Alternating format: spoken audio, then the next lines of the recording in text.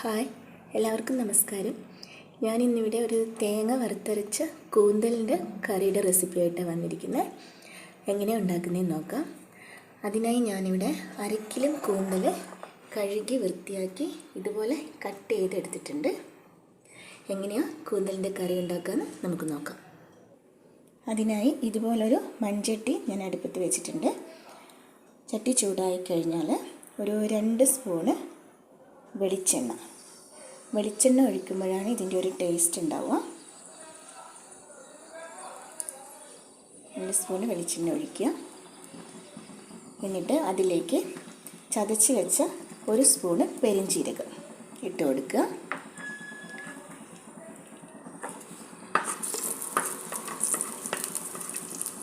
പിന്നെ ഇതിലേക്ക് ചതച്ച് വെച്ച ഒരു 8 അല്ലി വെളുത്തുള്ളിയുടെ കഷ്ണം ഇട്ട് കൊടുക്കുക. പിന്നെ ഒരു കഷ്ണം ഇഞ്ചി ചതച്ച് വെച്ചതും ഇട്ട് കൊടുക്കുക. എന്നിട്ട് നന്നായി ഇളക്കി കൊടുക്കുക. ഈ കൂന്തൽ പല സ്ഥലത്ത് പല പേരിലാണ് പറയുക. കണവ എന്നൊക്കെ ഇതിന് പറയും.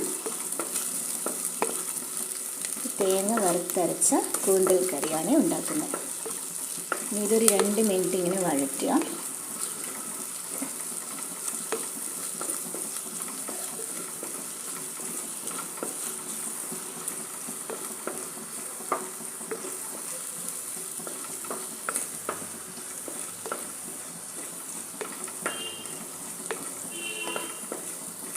ഈ മൺചട്ടിയിൽ കറികളൊക്കെ ഉണ്ടാക്കിയാൽ ഒരു പ്രത്യേക ടേസ്റ്റാണ്.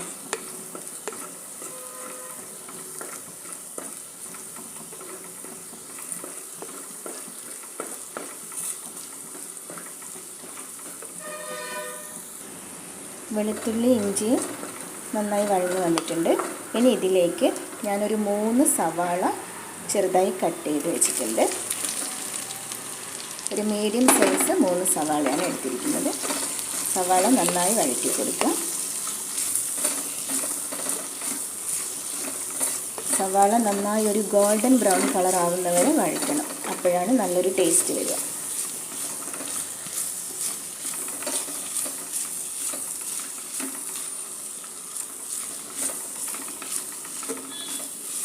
ഇതിലേക്ക് ഒരു നുള്ളു ഉപ്പിട്ട് കൊടുക്കുക. അപ്പോൾ സവാള പെട്ടെന്ന് വാടി വരും.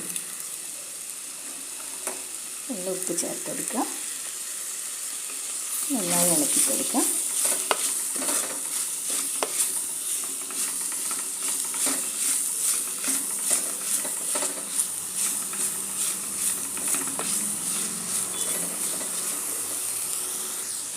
നന്നായി വഴന്ന് വരുന്നവരെ വഴറ്റി കൊടുക്കുക. കൂന്തലിനെ കൊണ്ട് പലതരത്തിലുള്ള ഡിഷസ് ഉണ്ടാക്കാം കേട്ടോ. കൂന്തൽ റോസ്റ്റ്, കൂന്തലിനെ കൊണ്ട് തോരൻ, അങ്ങനെ വരും വീഡിയോകളിലൊക്കെ ഞാൻ അതൊക്കെ ഉൾപ്പെടുത്താം കേട്ടോ. ഇന്ന് നമുക്ക് കൂന്തലിൻ്റെ കറി നോക്കാം.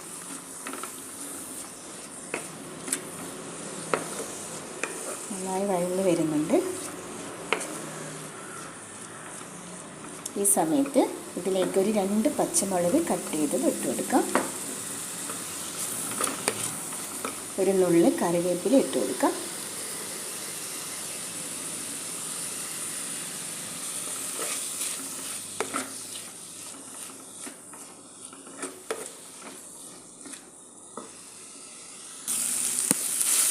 സവാള നന്നായി വഴന്ന് വന്നിട്ടുണ്ട്.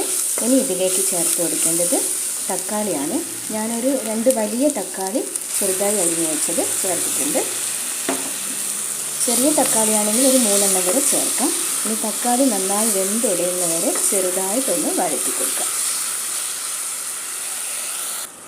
തക്കാളി നന്നായി വെന്തുടങ്ങിയിട്ടുണ്ട്. ഇനി ഇതിലേക്ക് പൊടികളൊക്കെ ചേർത്ത് കൊടുക്കണം. തീ ഒരു മീഡിയം ഫ്ലെയിമിൽ വെച്ചിട്ട് പൊടികൾ ചേർത്ത് കൊടുക്കാം, അല്ലെങ്കിൽ പൊടികളൊക്കെ കരിഞ്ഞു പോകും. ഞാനിവിടെ ആദ്യം ചേർക്കുന്നത് ഒരു 1/2 സ്പൂണ് മുളക് പൊടി എരിവിനനുസരിച്ച് ചേർക്കണേ ഓരോരുത്തരും. 1/2 സ്പൂണ് മുളക് പൊടി, ഒരു നുള്ള് മഞ്ഞൾപ്പൊടി, ഒരു 1/2 സ്പൂണ് മല്ലിപ്പൊടി. പിന്നെ ഞാനിവിടെ മസാലപ്പൊടി ചേർക്കുന്നുണ്ട്. ഞാൻ ചിക്കൻ മസാലയാണ് എടുത്തിരിക്കുന്നത്. ഒരു സ്പൂണ് ചേർത്ത് കൊടുക്കാം.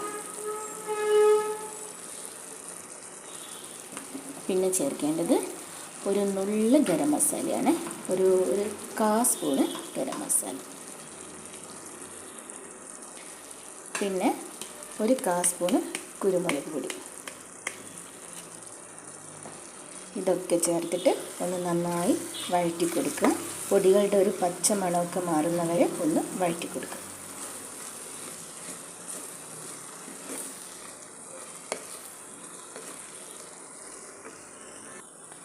പൊടികളുടെ പച്ചമണം മാറുന്നവരെ വഴറ്റിയിട്ടുണ്ട്.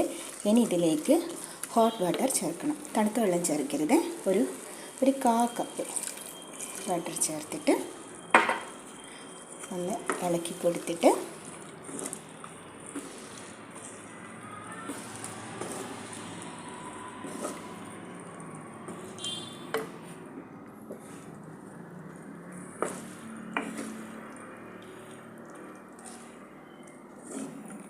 ഇനി ഇതിലേക്ക് നമ്മൾ വൃത്തിയാക്കി വെച്ചിരിക്കുന്ന ഈ കൂന്തലിൻ്റെ പീസസ് ഇട്ട് കൊടുക്കാം.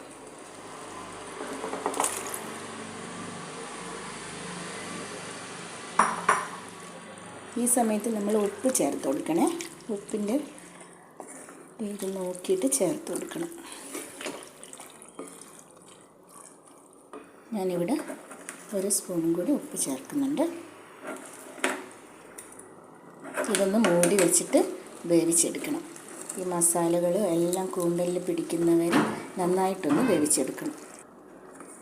ഇങ്ങനെ ഇളക്കി കൊടുത്തിട്ട് എല്ലാം ഒന്ന് ചേർത്ത് ഇളക്കിയിട്ട് മൂടി വെച്ചിട്ട് ഒരു 10-15 മിനിറ്റ് വേണ്ടി വരും ഒന്ന് വേവിച്ചെടുക്കാം.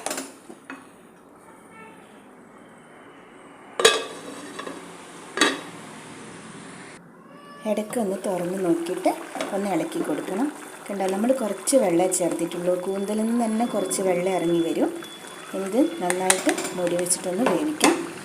അപ്പോഴേക്കും നമുക്ക് ഇതിലേക്ക് ചേർക്കാനുള്ള അരപ്പ് തയ്യാറാക്കാം.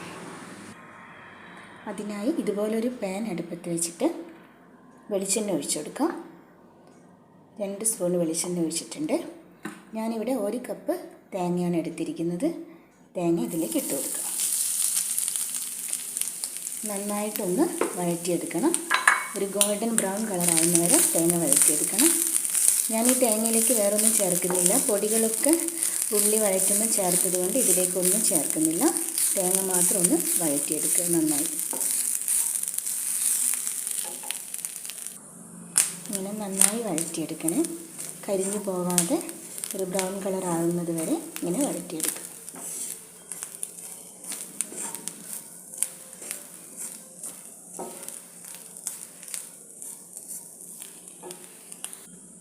തേങ്ങ ഒരു ഗോൾഡൻ കളർ ആകുന്നവരെ വഴറ്റിയെടുത്തിട്ടുണ്ട്. ഇതുപോലെ ഇരിക്കുമ്പോൾ നമുക്ക് തീ ഓഫ് ചെയ്യാം.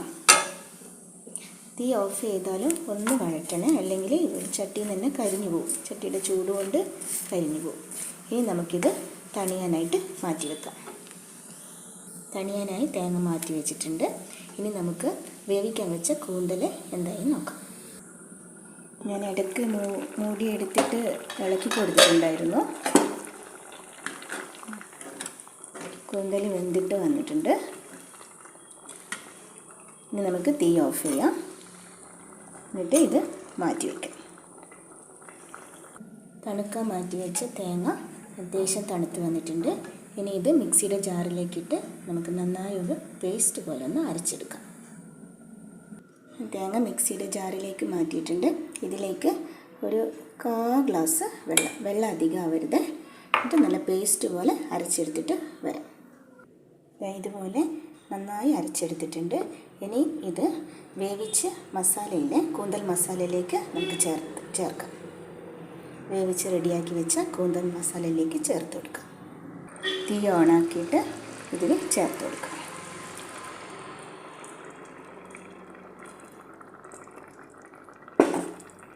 നന്നായി ഇളക്കി കൊടുക്കുക. ഈ കൂന്തലൊക്കെ ഈ അരപ്പിലേക്ക് ഇറങ്ങി വരുന്ന രീതിയിൽ നന്നായി ഇളക്കി കൊടുത്തിട്ട് ഇതൊന്ന് നന്നായി തിളപ്പിച്ചെടുക്കണം. ആവശ്യത്തിനുള്ള വെള്ളമൊക്കെ ചേർത്തിട്ട് അരപ്പ് നന്നായി ചേർത്ത് ഇളക്കി കൊടുക്കണം. വെള്ളമൊക്കെ ഗ്രേവിക്ക് ആവശ്യമായ രീതിയിൽ ചേർത്ത് കൊടുത്തിട്ടുണ്ട്. ഈ സമയത്ത് ഉപ്പൊക്കെ ഒന്ന് ഒന്ന് നോക്കണേ. ഇനി ഇത് നന്നായി മൂടി വെച്ചിട്ട് ഒന്ന് തിളപ്പിച്ചെടുക്കാം. അരപ്പൊക്കെ ആ കൂന്തലിലെ മസാലയിലേക്ക് ഇറങ്ങി ഒന്ന് യോജിച്ച് വരുന്നവരെ ഒന്ന് മൂടി വെച്ചിട്ട് ഒന്ന് തിളപ്പിച്ചെടുക്കാം. കറി നന്നായി തിളച്ച് റെഡിയായി വന്നിട്ടുണ്ട്, കണ്ടോ. ഇനി ഇത് നമുക്ക് തണുത്തതിന് ശേഷം ഒരു സെർവിങ് ഡിഷിലേക്ക് മാറ്റാം. തീ ഓഫ് ചെയ്യാം. കുറച്ച് നേരം തണിയാൻ വെക്കണേ. ഒന്ന് മൂടി വെച്ചിട്ട് എന്നിട്ട് നമുക്ക് സെർവിങ് ഡിഷിലേക്ക് മാറ്റിയിട്ട് കാണാം.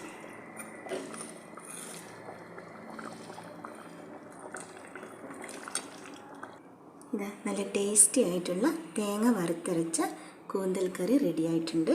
ചപ്പാത്തിയുടെ കൂടിയും ചോറിൻ്റെ കൂടിയും ഒക്കെ കഴിക്കാൻ പറ്റിയ നല്ല ടേസ്റ്റുള്ള കറിയാണ് ഇത്. എല്ലാവരും ട്രൈ ചെയ്ത് നോക്കണേ.